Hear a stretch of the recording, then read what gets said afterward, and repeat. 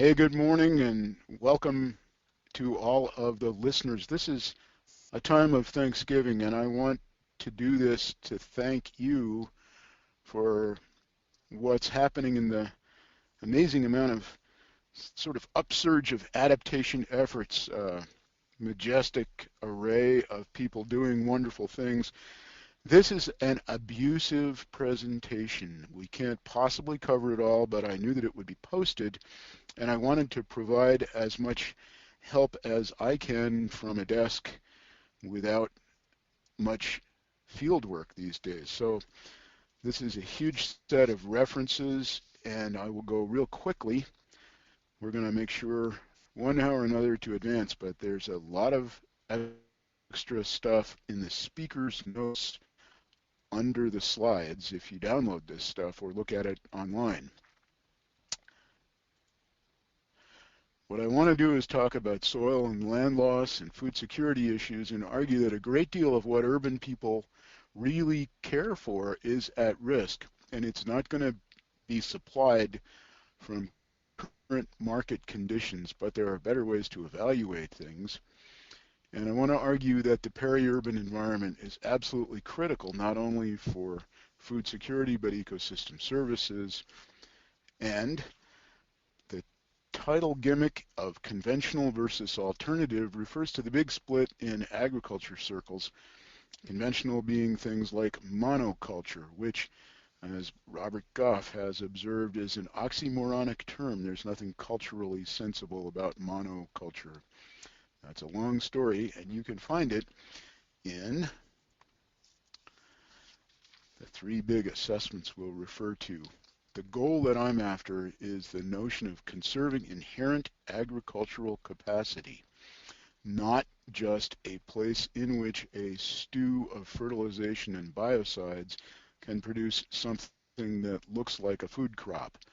We can do better, we must do better, lots of reasons.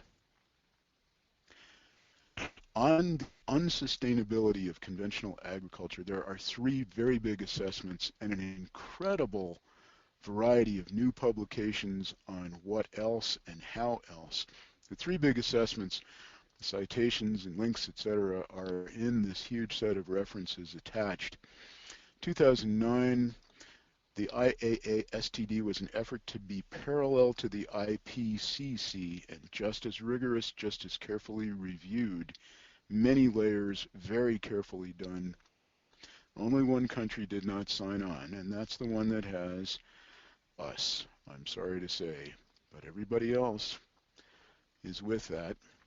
2010, the U.S. National Research Council followed up its earlier report on alternative agriculture with a superb report towards sustainable agricultural systems in the 21st century.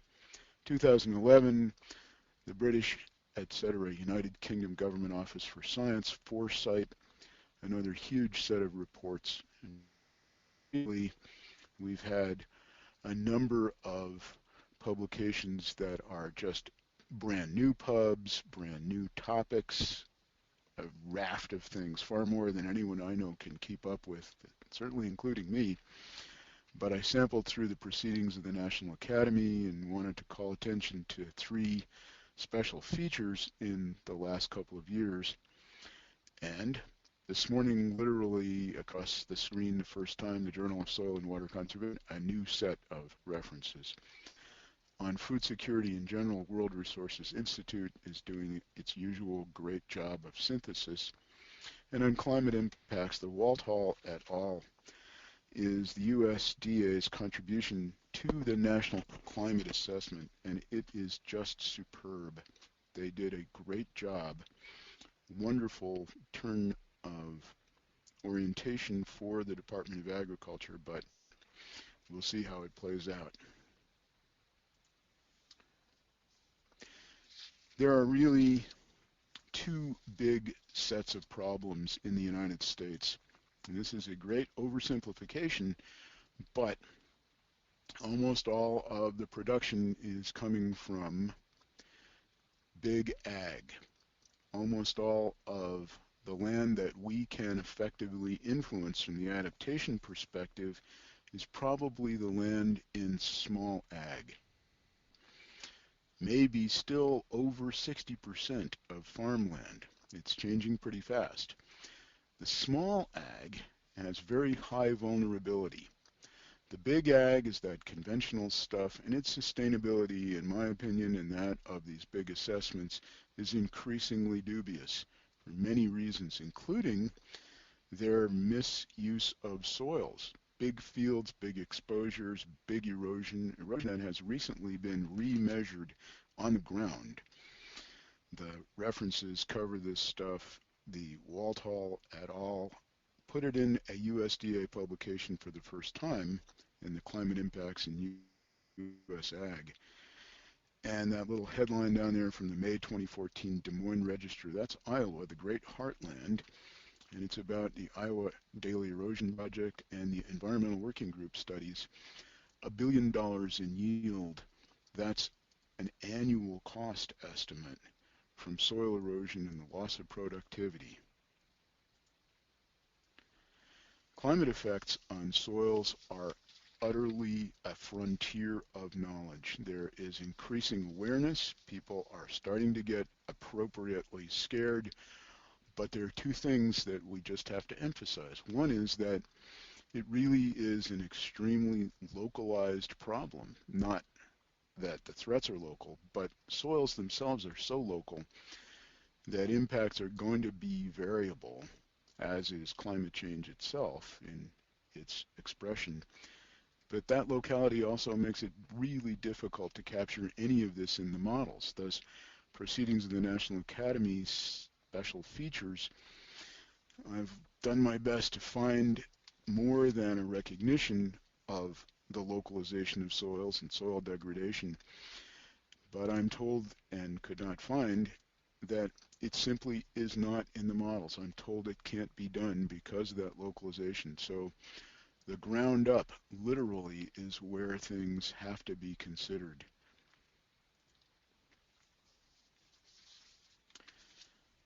That small ag proportion of our future productivity may be absolutely critical. There's still 55.7% in 2011 of farm assets. That includes the land, it includes the equipment, etc. But the land base may actually be still larger than 55%. It may be closer to 60, 61. It changes pretty quickly, and USDA data is not instantaneously updated. But the point here is that there's a lot of assets there producing a relatively small return. At one point, it was estimated to be in the neighborhood of 7% of net farm income, but I don't have an update on that. There's a lot of land not making much money. The common expression you hear is that there are families supporting their farms. Now I'm going to go real quick past a few things that I just wanted to make available. Okay, this is the best land. Oh dear, my formatting is malfed. The point here is that we have about the same number of acres in production, but the quality of those acres is way down over a 25-year period. We have displaced cropland off the best land. There we go. This is the urban influence. That's where this is happening. This is where people settled, where the farming was good, and this is where we're losing the best land. And this is where the adaptation and the urban interests are finally moving along. But we need to get them farther down the road. A couple of maps now. More urban influence. Concentration of big ag is closer and closer to centralized.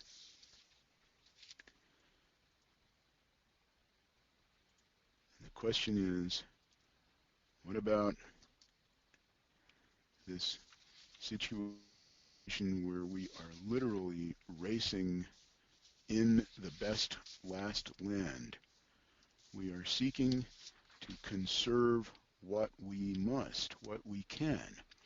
And the good side of this, the bright side, is that organic food sales and the rate of growth are astronomical compared to most growth rates in most parts of the economy. I don't know where I can get 5, 6% growth. I wish I did. Be great for my savings account, but that's the growth rate still in alternative ag. People are buying local. We're going to fly through this. Come on, come on. There's kind of a lag here between the click and the action. This is perhaps the central message that, oh dear, we went past it. I'm trying to go backward and don't know how. Thank you, Whitney.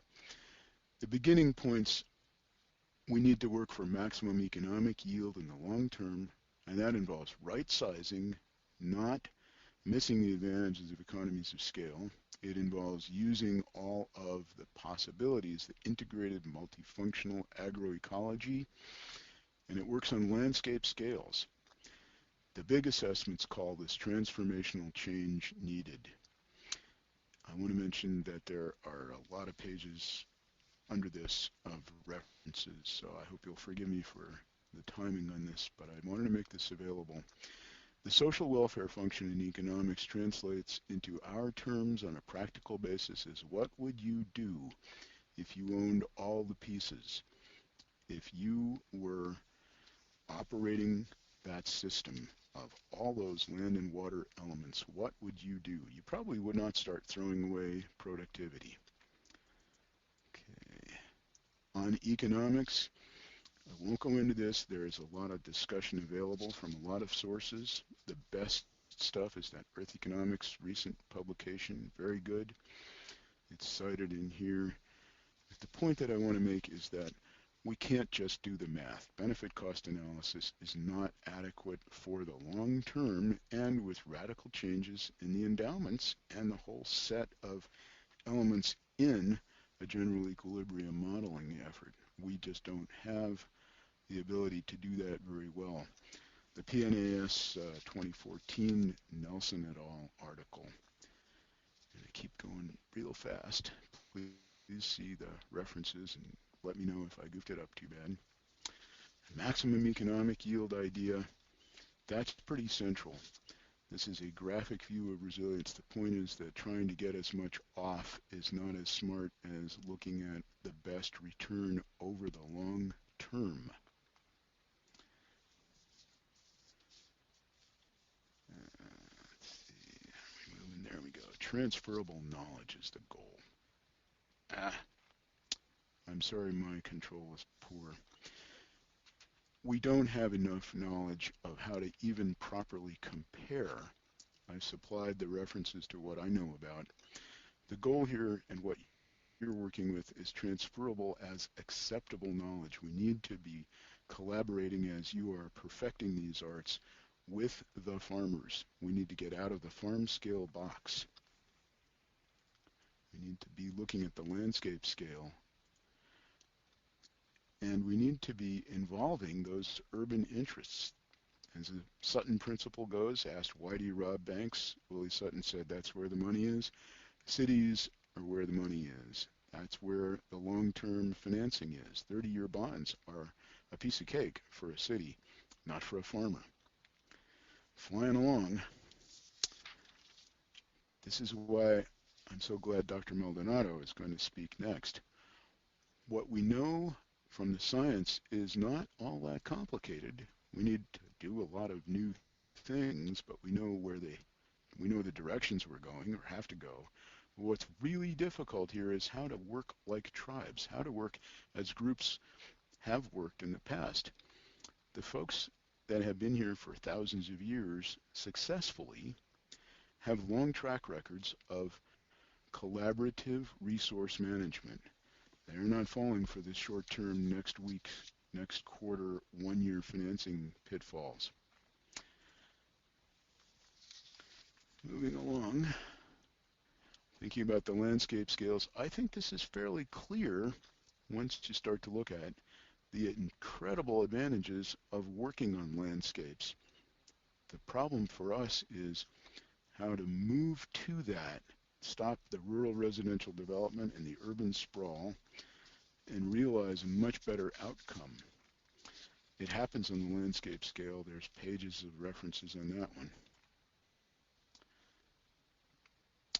Next. Ecosystems. You're all pretty well informed, I suppose, I bet, on ecosystem service values and ecosystem thinking. So I'll go quickly past this, but there's a bunch of references there. I hope they're helpful.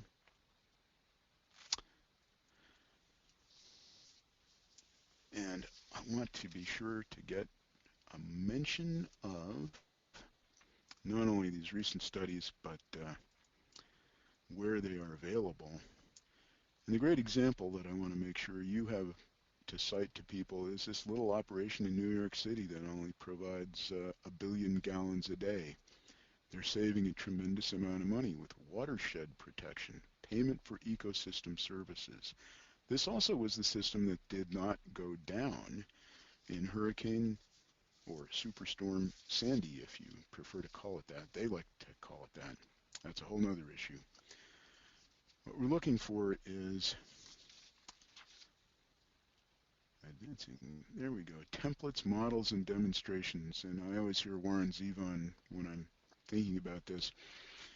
There are an enormous array of ways to get about this.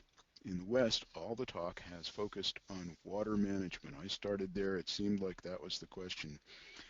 But I want to suggest, before I stop, and I will shortly, that these partnerships, these long-term operations, there are great models from the Nature Conservancy, Trust for Public Land.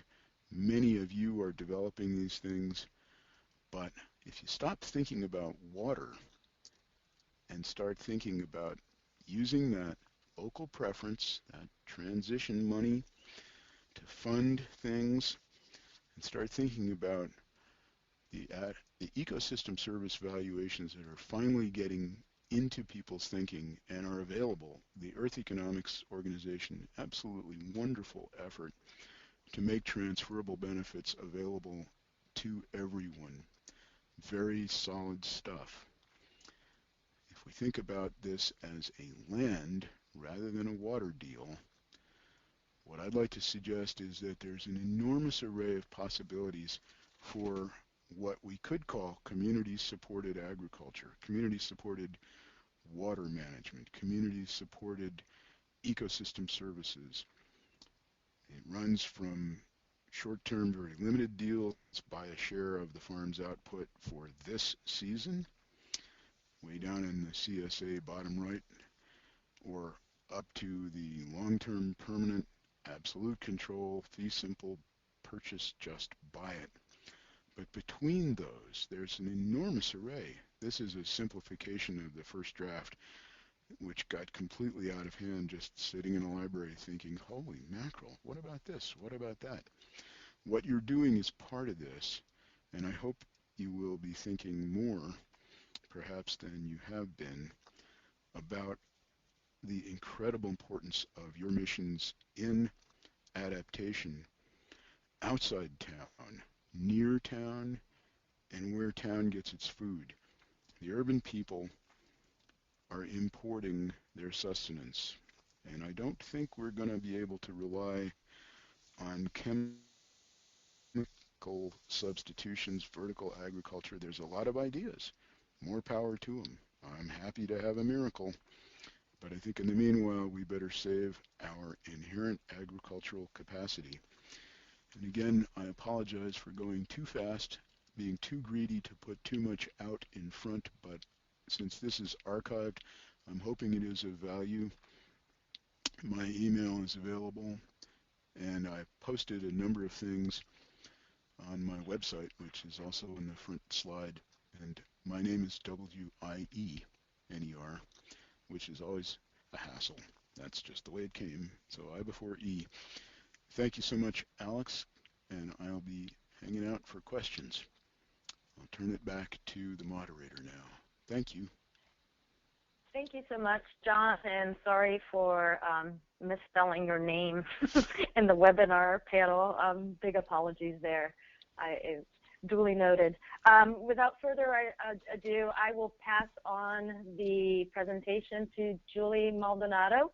And please start thinking of your questions. If you want to ask one of the presenters questions after the presentation directly, just raise your hand next to your name. Go ahead, Julie. Thank you. Thank you so much. Thank you to the National Adaptation Forum for inviting me to speak with you today and engage in this important conversation with all of you, and especially with John's previous presentation. I want to take some time to talk with you today about opportunities to come together and move forward in our discussions and actions on climate change-related engagement, adaptation, and policy making.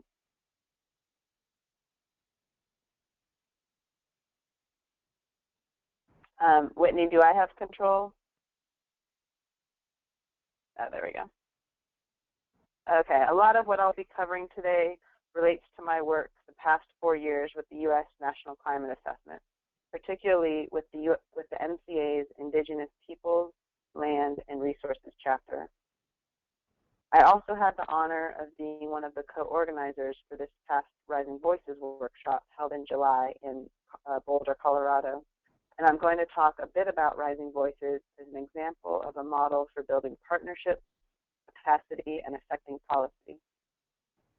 Also, I'm going to talk about how Indigenous communities have engaged with these efforts to help progress their own goals using examples of Indigenous communities I've worked with in coastal Louisiana. Under the Global Change Research Act of 1990, to provide you a little background information on National Climate Assessment, not less frequently than every 4 years, the U.S. Global Change Research Program shall prepare an assessment which integrates, evaluates, and interprets the findings of the program and discusses the scientific uncertainties associated with such findings, analyzes the effects of global change on the natural environment, agriculture, energy production and use, land and water resources, transportation, human health and welfare, human social systems, and biological diversity, and analyzes current trends in global change, both human-induced and natural, and projects major trends for the subsequent 25 to 100 years. The third National Climate Assessment released this past May. Among the content, it highlighted the impacts of climate change occurring to Indigenous peoples and on and around tribal lands and resources, and was the most substantial NCA yet for engagement with and inclusion of Indigenous peoples. An amazing group of people came together to form the author and technical input team for the chapter, which was challenged with distilling the information from over 200 technical inputs received down to a 3,000-word document. The author team condensed the draft to 5 key messages on Indigenous-related issues and vulnerabilities to climate change. And I'm going to briefly share those 5 key messages with you here. Key message number 1, observed and future impacts from climate change threaten Native peoples' access to traditional foods, such as fish, game, and wild and cultivated crops, which have provided sustenance as well as cultural, economic, medicinal, and community health for generations. Key message number 2, a significant decrease in water quality and quantity due to a variety of factors, including climate change, is affecting drinking water, food, and cultures.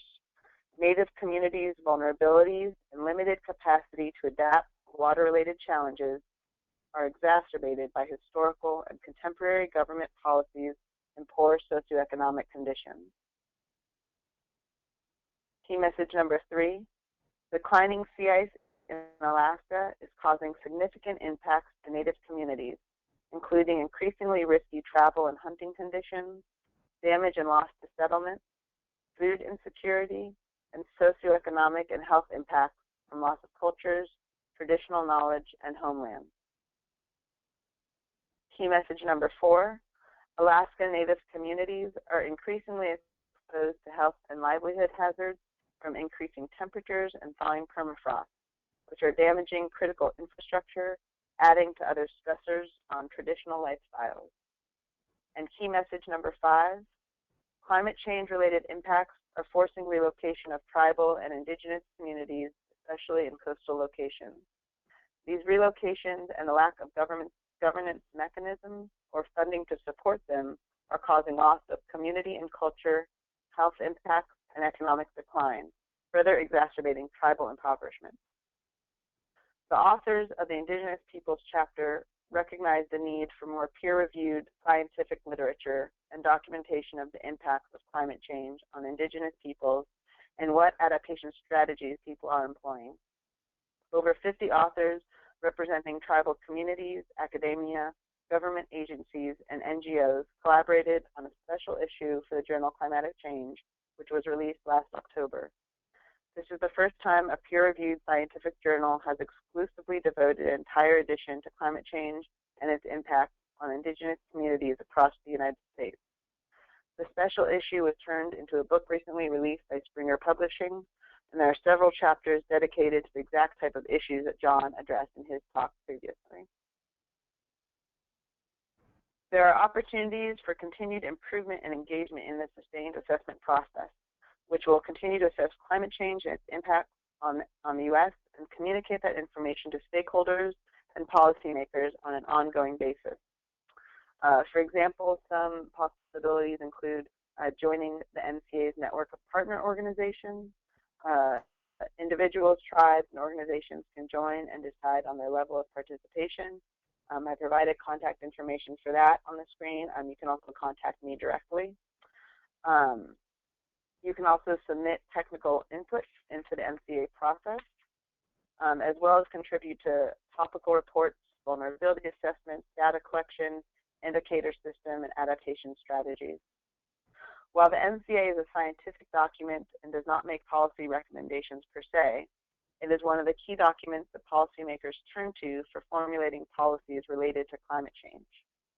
Already facing the impacts of a changing climate, Indigenous leaders, elders, and communities should have their voices heard in this process. And I want to share with you one of the examples for building partnerships, capacity, affecting policy, and contributing to the sustained assessment is Rising Voices. Rising Voices is a community of engaged Indigenous leaders, Indigenous and non-Indigenous environmental experts, students, and scientific professionals across the United States, including representatives from tribal, local, state, and federal resource management agencies, academia, tribal colleges, and research organizations. The Rising Voices movement was initiated to increase engagement between Indigenous communities and Indigenous and non-Indigenous scientists to address the challenges of understanding and responding to a changing and variable climate, extreme weather events, and research and policy needs. The first Rising Voices workshop was held in July 2013 at the National Center for Atmospheric Research in Boulder, Colorado, and brought together over 45 people on cross-cultural scientific engagement to discuss the co-production of science and policy in the related fields of extreme weather and climate change, and what lessons have been learned from engaging Indigenous peoples in weather and climate science and policy to enhance more successful engagement in the future. The second Rising Voices workshop was also held at NCAR this past June 30th to July 2nd. The discussion focused on what the science, information, support, and research needs are of Indigenous communities to facilitate respectful and appropriate adaptation solutions to climate change and variability. The 5 key messages from the Indigenous Peoples chapter of the NCA drove the focus for the Rising Voices 2 workshop, including changing relationships with traditional plants and animal relatives, water quality and quantity, declining sea ice, health and livelihood hazards, and forced relocation. Rising Voices 2 has already had several outputs resulting from the gathering, including submitting a list of recommendations to the Presidential Task Force on Climate Preparedness and Resilience. Some of the recommendations included convening a climate migration task force, establishing an institutional framework to ensure support for tribes to define and utilize their water rights. To the extent agreed by Indigenous knowledge holders, map the traditional knowledges, places, resource uses, and histories of Indigenous communities as a resource guide for climate change impact and adaptation efforts. Support inclusion of Indigenous perspectives, insights, and knowledge in federally appointed and/or agency-led assemblies concerned with natural resources, environmental management, and policy. Create a climate change corps to enhance capacity building of youth leaders and returning veterans, and have Indigenous communities be co-investigators in climate change research. These recommendations you can also find in the workshop reports we produced, which will soon be available on the website posted on the slide. Also, some of the recommendations that we provided were incorporated into a report recently released by the task force a couple of days ago, which will go directly to President Obama. Invitations for Rising Voices 3, which will have the theme of learning and doing, education and adaptation through diverse ways of knowing, will be going out in early 2015. If you are interested, please check out the website or contact me directly. One example of Indigenous communities engaging with these efforts I've discussed is tribes in coastal Louisiana whose cultures and water-based settlements and livelihoods are threatened by rapid environmental change due to oil and gas extraction and related development, river mismanagement, oil disasters, increased exposure to hurricanes, subsidence, and the highest rate of relative sea level rise worldwide. Tribal leaders and representatives from coastal Louisiana participated in a workshop to provide input to the MCA on their observations and experiences of climate and other environmental changes and the impacts of these changes. This workshop was held in conjunction with representatives from the USDA's Natural Resource Conservation Service and Wisconsin Tribal Conservation Advisory Council visiting and meeting with the tribes, initiating the formation of the first People's Conservation Council. Leaders also participated in last April's Indigenous Peoples Climate Change Working Group meeting and the Rising Voices 2 workshop, which has built on efforts by Christina Peterson with the Lowlander Center and the local religious congregation to bring representatives from Louisiana and Alaska at-risk communities together to share stories, knowledge, and lessons learned about their experiences of damage caused by extractive industries and human-induced environmental changes. While we can't necessarily quantify the effects on capacity building, adaptation, and policy implications through these efforts, the leaders who have participated have learned about opportunities and gained allies and friends to support their efforts, which is especially crucial now as some of these communities are facing imminent displacement and forced to relocate to keep their communities and cultures together. In conclusion, as communities make sense of climate change based on unique relationships to the environment, there are opportunities for engagement and partnership, and scientists and policymakers must be ready to engage with communities and make sense of climate impact from local people's perspectives. I would like to leave you here with the words of Dr. Dan Wildcat.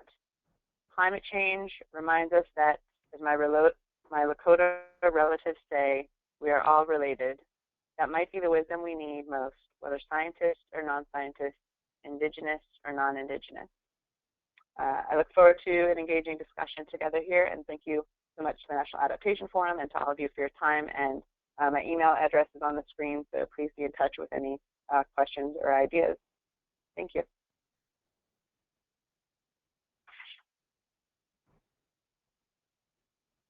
Great. Thank you so much for a very, very good presentation, both John and Julie. Thank you.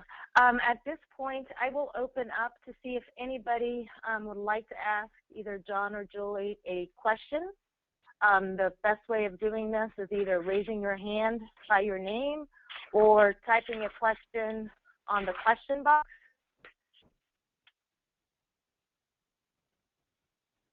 So there's one quick question here.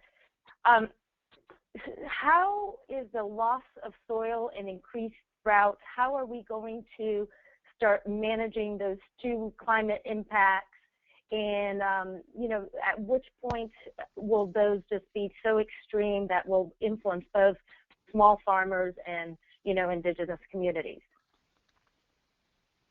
And either John or Julie can answer that. Well, this is John Wiener. I think the question of extremes is finally becoming much more serious for the ag community, but nevertheless, as the brand new Journal of Soil and Water Conservation Society reported in the brand new issue, there's still a lot of denial of climate change. And I would say that empirically, the question of at what point do we begin to see impacts, one of the things that I put into one of the slides is that there's such amazing price volatility, partly related to weather conditions, partly related to output versus immediate demand, that one measure of impacts, which is decidedly not politically correct, is the rate of loss of farms. The middle range of farms, the McDonald et al. 2013 report on the U.S. farm structure and organization of U.S. crop farming. It's in the set of references, James M. McDonald from USDA. We are basically stripping out the middle size of farms. The number of farms stays pretty high because we count an awful lot of really small operations that are not at all commercial. Those are the families supporting their farms. They technically are farms for some purposes, often including local tax rates, state tax rates, but their productivity is pretty minimal. So the short of that long-winded answer is that we're losing the middle size of farms. Part of that is impacts from the extremes. Part of it is just making it too hard to be in business. The monster multinational corporations are not financially threatened by a bad year. But ag finance is a huge problem. We have very little official knowledge, according to the USDA people I've been able to talk with, about the real significance of annual financing on a private basis. But it is thought to be an area of real serious importance, hence my urging that we partner up with cities that have 30-year bonding. We're losing a lot of farms. The short answer is the rate of loss of commercial farming in terms of the number of operations and where they are is an indicator of the extremes affecting the business. Julie, you've seen tremendous impacts in indigenous peoples too. Yeah, I think just to add to that too, briefly, is also making sure that we're talking about these impacts from a holistic perspective. So climate change is part of many factors going on. For example, say in coastal Louisiana with the tribes here, as well as many, many other coastal communities, not just the indigenous communities, you have tremendous loss of small farms. One due to, intense amount of saltwater intrusion, due to contamination from oil and gas industry and other toxic chemicals. And on top of that, you have sea level rise. And so when we're talking about these impacts, especially related to climate change, making sure that we're discussing them in terms of what is going on all around, because if we start implementing adaptation strategies, say specifically here for sea level rise, we may not be addressing some of these other factors that are occurring as well. So we have to make sure to take that holistic approach. And also looking at, say where I live now in California, like the drought there has had a tremendous impact on farming and the farmers in the farm industry. You have pretty much the rice production has ceased, where rice farmers, it's now more lucrative for them to be selling their water than growing and selling rice. And we'll start to see those impacts across the country, I think.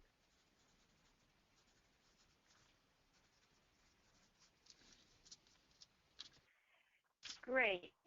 There is a specific question here by Lisa Friend, and it's directed to John, but I think both of you can answer this. Your map seems to indicate more farm loss east of the Mississippi. Is this an appropriate interpretation?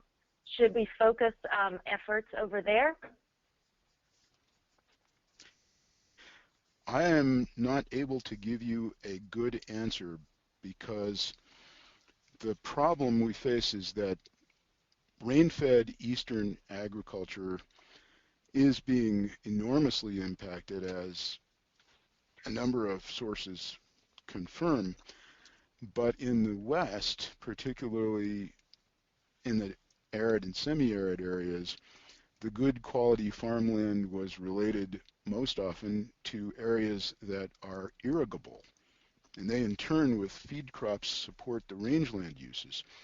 So we have a different set of input problems as far as whether water as an irrigation or as rain is the source that enables good farming. But I think we need to be enormously concerned in all of the country. The probable number of acres affected is doubtless greater because there was more cropland in the wetter places in the east. But it's by that same token perhaps more critical in the west. And the productivity for the indigenous peoples, as Julie I think will say, is perhaps even more critical given the extent to which they are not operating on a cash economy in many, many of their subsistence practices.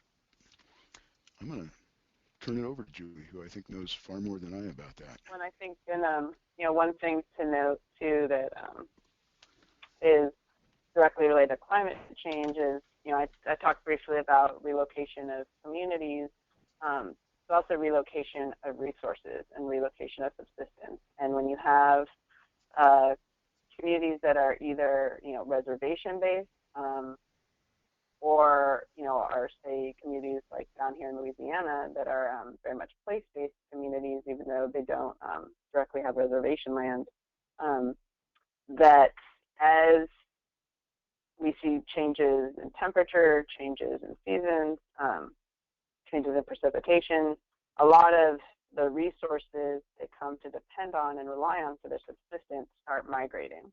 And when those migrations go beyond, say, reservation boundaries, when they go beyond, say, the typical places that people reside and are used to seeing their subsistence, we start seeing a lot of impacts directly as to what that means now for sense of place, what that means for communities who maybe once were more migratory and now, because of Western imposition, have been forced to be more sedentary in place.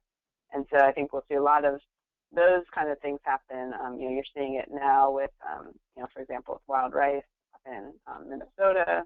You're seeing the migration there a bit. And I think that you'll start to see that in a lot of pockets around the country. Very good. A quick question here. It is great to see tribal perspectives being brought to the table at the national climate assessment level. What are ways for local or state-based groups to start integrating these ideas? And, we can even expand it to, like, small farms. What are some suggestions that you have that we can start integrating this in the local and state level? Yeah, one, if you actually go, you can go to the globalchange.gov website, and there are some lists of recommendations directly for policymakers and decision makers. There's also through the NOAA.gov has just put up recently through the National Climate Data Center, has done a tremendous job of breaking down all of the key messages from the National Climate Assessment and broken it down to really how it's meaningful and impactful in each region and by each sector, and has really narrowed that language down to where people could use it for education purposes and also use it to, say local city council members or whoever it might be, local, tribal councils, could look at that and see how they might be able to incorporate some of the strategies into what they're looking at. I also would tremendously encourage folks to become part of this the National Climate Assessments Network of partner organizations. There's it's growing. It grows every day. Last I checked, there was close to about 150 organizations that are part of this. That also includes tribal councils, that includes city councils, local communities, and basically it's creating a network and establishing relationships and resources to people around the country so they know who is doing what in their particular location and how you might be able to access certain resources where you are, depending on what your needs are. You know, it can also, I would highly recommend people look at the globalchange.gov site also for reports on vulnerability assessments and the indicator system that they could extract from to implement in their own areas. No, that's really good. John, do you have any comments, or should I just go to the next question really quick, which is related to funding? How do we, where does the funding come to start these smaller community programs or even broader state-level programs? I'll answer both very briefly. The funding is going to be diverted from other projects unless there are magic new sources. But those projects include what people spend on food. The use of that transition funding as food security, as food quality, it may have to start with the boutique, with the farmers markets and the direct sales. The expansion point there is using city and county and state money to support this new wave of what are shorthanded as food hubs, local and regional processing facilities that provide a stable market for produce from a lot of small operations as opposed to the giant commodity value chains that are literally global in scale. The short then is to tap into flows of funds that people have to expend, they will eat, and flows of funds that are long-term and much more stable than the short-term financing for ag. The tribal connection is that tribes have one sort of property right that the rest of us have given up, and that is they have a security of interests in each other. They are communities in some profound ways. We need to be building that through things like our food sources, through our beloved farmers markets. I'll stop and give Julie a shot.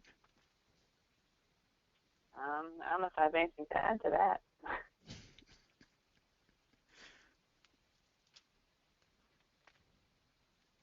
Sorry, I was on mute. There was a comment from Kathy Techman, and sorry if I mispronounced your name, and just to share it with the group, that there is a web-based literacy model that might be helpful in integrating Native perspectives, traditional knowledge, and place-based climate evidence. And that model is, you can find that model at www.g/wow.org. And I can send it to folks, but click on the teacher's description, and that can be hopefully helpful for others as well. There is I would also recommend, related to that, what recently came out, the guidelines for traditional knowledge with the Traditional Knowledges Working Group, which I believe was established out of the previous National Adaptation Forum. And the citation for that is Carletta Chiefs et al. For 2014. And I would highly recommend that look at that as well as a sort of guideline. No, that's great. There is another question here, and by looking at our time, this might be our last one. But since the question is the popularity of community-supported agriculture has been increasing across the United States.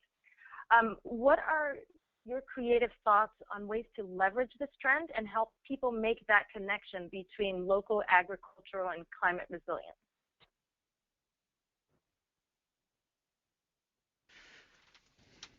Well, John, briefly saying any kind of educational efforts, any kind of outreach efforts, the link that is critical is the diversity of production on small scales and the flexibility of production and the resource conservation of small fields, small operations, responsive farmers, diversity. Julie? Yeah, I think paying attention to what is happening within your watershed and looking at that as kind of your local view. And I think if we start taking kind of that watershed perspective of where, where we should be sourcing from. And I think also, which broadens the conversation a little bit, but also when we talk about these things, I think what often gets left out of the conversation is also when we talk about local, we talk about organic, and who is that healthy for, and who is that meant for, and also thinking of how this connects to the farm workers and immigration and human rights in that direction as well. And so I think often, some of those things when you go into organics can be pretty detrimental for farm worker health still. And so, making sure to take that really local watershed approach. But sorry for the diversion. I think that's really important. The attribute of choice has really shifted from, quote, organic, unquote, as the USDA certifies it, to local. The Adams and Salwa 2012 paper documents that on a meta-analysis of consumer preferences. But local is the key, as Julie says, and the goal of agriculture for way too long has been to eliminate labor. Local people and small operations are not committed to that as a profit maximizer. The consequences of that have been things like massive abuses of herbicides. That's a long story. It's out there, though. It's in the literature. That is a good point. There is one more comment, which I think is interesting to bring up, is that it is clear that science, and this is from Kevin Priester, and sorry if I mispronounce it, it is clear that it is not science that is a limiting factor in fostering climate change adaptation, but implementing models of social change. We will not get to where we need to without engaging people who live on the land and are committed to stewardship, to honor and build upon what others are already doing, as you are so rightly indicating. I refer to people to this website. He's referring to the www.csepp.us to learn about social ecology. So any closing thoughts with that last comment, Julie and John, before we close the webinar? Yeah, I think I would add that obviously, traditional and local knowledge needs to be a huge factor incorporated into this, but it also needs to be done in a very sensitive and careful manner when you're talking about things like, the ideas of integrating Western science and traditional knowledges, making sure that those different diverse knowledges aren't co-opted as they're just put into, say, government documents. When you have Western scientists, if they're the ones leading that effort, it's going to be coming from their perspective, whereas, it should be more appropriate to be the other way around. And I think just being really careful that really that knowledge isn't getting co-opted as we go along in the process. Not to discourage the inclusion, it needs to be there, but just to be really done in a very sensitive manner. John would like to add a request to repeat that website. Thanks to Kevin. I think you're right. And Julie, of course, absolutely. And part of what we're losing with all these farms becoming suburbs and becoming fragmented and not commercial is that local ecological knowledge of 3-4 generations of people who have been farming near your town.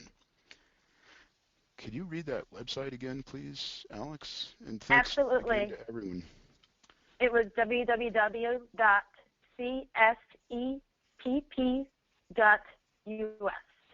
So I'm more than happy to share that with anybody that missed it. So just to thank again John and Julie for participating in this forum. Again, this webinar is being recorded, and you can find them again on ecoadapt.org/webinars, in the CAKE page, cakex.org, and also in the National Adaptation Forum site. Our next webinar is going to take place on February 19th. If you have any ideas or topics that you'd like to hear during the next webinar, please send me an email. We're more than happy to entertain your requests and thoughts and partner with you. And that said, thank you again, John, and thank you again, Julie, for being here, and thank you, everybody, for participating.